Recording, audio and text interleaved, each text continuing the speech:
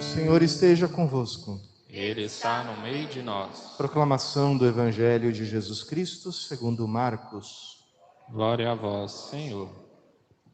Naquele tempo, Jesus tomou consigo Pedro, Tiago e João e os levou sozinhos a um lugar à parte, sobre uma alta montanha, e transfigurou-se diante deles.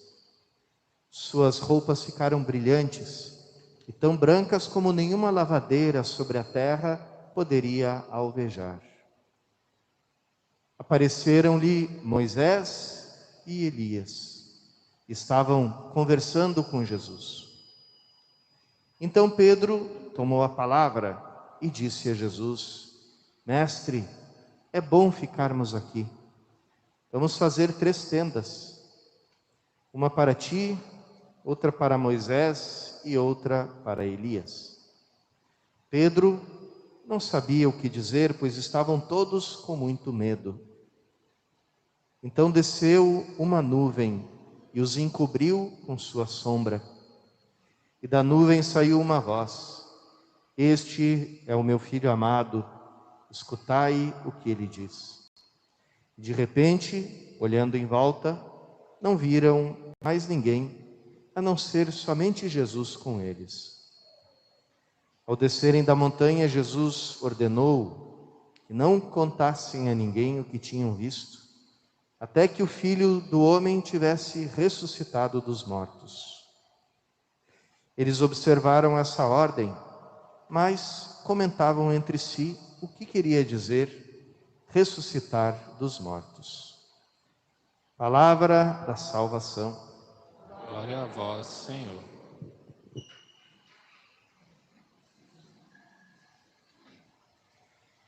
Irmãos e irmãs, a palavra de Deus hoje nos fala do sentido da oferta, do sacrifício, do oferecimento de si mesmo que Jesus fez por nós na cruz.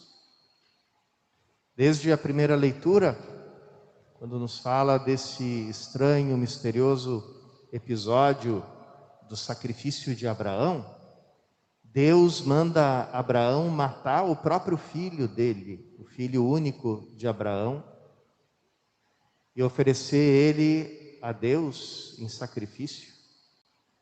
Tá? Então, queimar, matar o seu próprio filho único e queimar ele diante de Deus. Até hoje, os nossos irmãos mais velhos, os judeus, ficam chocados com esse episódio, que para eles que só têm o Antigo Testamento, não tem explicação. Não tem como explicar por que Deus manda Abraão fazer um sacrifício humano, coisa que Deus sempre proibiu em todas as Escrituras.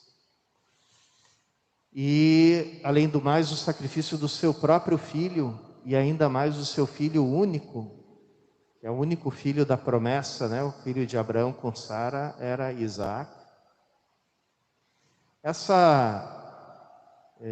Esse estranho gesto que Deus manda Abraão fazer, e que no fim Abraão acaba não cumprindo, porque o próprio Deus diz: não faz isso. Tem aqui um carneiro, então preso pelos chifres nos espinhos aqui, então oferece ele no lugar de Isaac. Mas esse estranho gesto que Deus manda Abraão fazer só recebe luz no Novo Testamento. E é isso que São Paulo nos fala na segunda leitura. Ele usa as mesmas palavras do Gênesis. Deus diz para Abraão: agora eu sei que você me ama, porque você não me recusou o seu único filho. E São Paulo diz: a prova de que Deus nos ama é que Deus não nos recusou o seu único filho. Então, Isaac era uma figura de Jesus. Todo esse episódio é uma profecia sobre Jesus. O Monte de Moriá, aquela cadeia de montanhas no sul de Israel, o último dos montes de Moriá é o próprio Calvário, onde Jesus vai ser crucificado. O menino Isaac, filho único, levando a madeira às costas, lembra Cristo levando a cruz às costas. E depois aquele carneiro, aquele cordeiro preso pelos espinhos, todo ferido de espinhos, que é ele que vai ficar no lugar de Isaac, vai ser sacrificado, também uma figura de Cristo. Então todo o Antigo Testamento fala sobre Jesus, né? E na época de Jesus, ninguém usava a palavra Bíblia. É curioso que a palavra Bíblia não aparece em nenhum texto da Bíblia. A palavra Bíblia não é bíblica, né, estritamente falando. Então, quando a Bíblia fala sobre a Bíblia, ela usa palavras como as Escrituras, a palavra de Deus, e de forma especial, como Jesus usava, né, a lei e os profetas, porque a Bíblia era dividida nessas duas partes, né, os livros da lei, que tinham como figura central Moisés, e os livros dos profetas, que tinham como figura emblemática Elias. E são justamente essas duas figuras que aparecem diante dos apóstolos, dando testemunho de Jesus, né? E falando que a oferta que Jesus ia fazer de si mesmo na cruz, que é a mesma da Eucaristia, ela foi predita, foi preparada, foi prefigurada, né, em todo o Antigo Testamento. Depois esses dois personagens desaparecem e Jesus recebe o testemunho de outros dois. O testemunho do Pai, que diz: esse é o meu Filho muito amado, escutai-o. E o testemunho do Espírito Santo, que desce em forma de nuvem sobre os discípulos, como acontecia no Antigo Testamento, né? Quando Deus queria falar com Moisés, descia uma nuvem em cima da tenda do encontro, onde Moisés entrava para falar com Deus.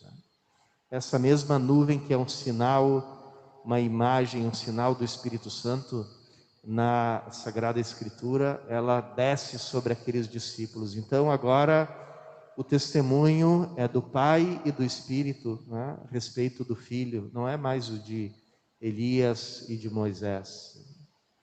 Então tudo se centra em Jesus. Se a gente quisesse, se alguém dissesse para você, me resume toda a Bíblia numa só palavra, que palavra seria essa? Seria Jesus.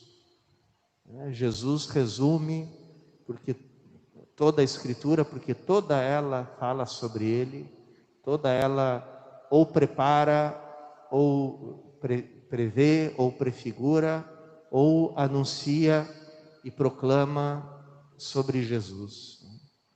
E como o Pai disse, escutai esse meu Filho bem amado, assim hoje o Espírito Santo também, que desce sobre essa assembleia, né? Derramai vosso Espírito Santo sobre essas ofertas. Ele nos convida a olhar para o Filho, olhar para o sacrifício redentor do Filho e nos unir a esse sacrifício, fazendo da nossa vida uma oferta de nós mesmos. Às vezes a nossa oferta tem uma forma cruenta, como aquela do Calvário, aquela da cruz. Às vezes a nossa oferta tem uma forma incruenta, como da Eucaristia, onde Jesus não morre, não sofre. Mas a essência é sempre a mesma, o amor que oferece e que entrega a sua vida. Porque como Jesus falou, quem quiser conservar a sua vida vai perdê-la, mas quem entregar a sua vida por amor a mim vai conservá-la, vai salvar a sua vida. E é isso, irmãos e irmãs, que Ele nos convida nesse percurso da Quaresma, né? Entregar a nossa vida, oferecer a nossa vida a Deus, né? Bonita frase de São João Paulo II, A nossa vida deve ser uma Eucaristia, oferta para Deus e alimento para os nossos irmãos. Esse é o resumo de toda a vida santa, de toda a vida do verdadeiro cristão.